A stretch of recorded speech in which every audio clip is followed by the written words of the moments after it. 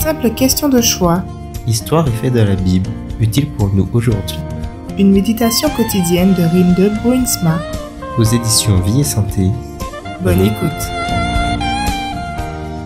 La lecture d'accompagnement pour le texte du jour se trouve dans Néhémie, les chapitres 12 et 13. Je fis des reproches aux notables de Juda et je leur dis: que signifie cette action mauvaise que vous faites en profanant le jour du sabbat? Néhémie, chapitre 13, verset 17. Néhémie souligne à plusieurs reprises qu'Israël doit se soucier de son identité en tant que peuple de Dieu. C'est pourquoi, dit Néhémie, il ne faut pas se marier avec des gens qui servent des faux dieux. Comment le peuple de Dieu peut-il être une nation sainte s'il permet que des pratiques païennes soient ainsi importées? Mais avant la fin du livre, apparaît un autre aspect important auquel il est consacré une grande partie.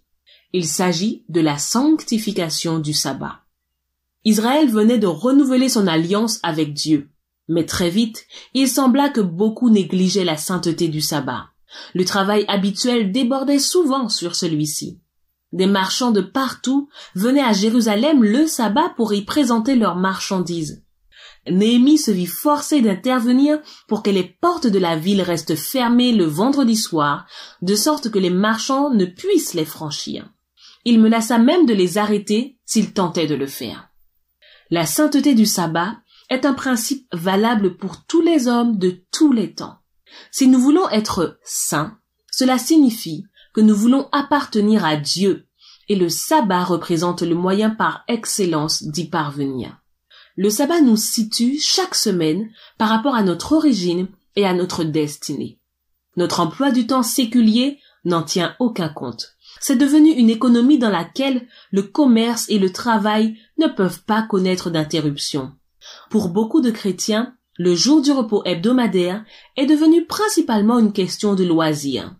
Et pour les gens qui célèbrent le jour du repos biblique, les normes de ce qui est compatible avec le sabbat se sont progressivement diversifiées. S'imposer des règles strictes à propos de ce qu'est précisément travailler et faire du commerce est diamétralement opposé à la liberté chrétienne. Mais observer le sabbat signifie que nous devons veiller à ce qu'il reste un jour où la routine de la semaine s'interrompt et pendant lequel notre relation avec Dieu et avec les hommes remplace notre concentration sur le travail et sur les gens.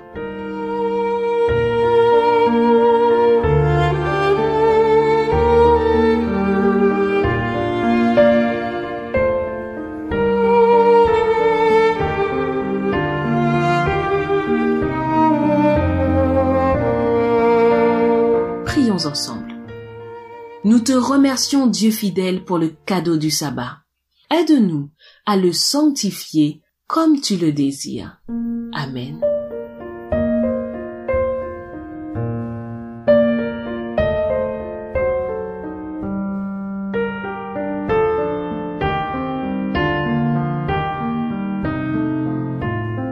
À bientôt, cher ami.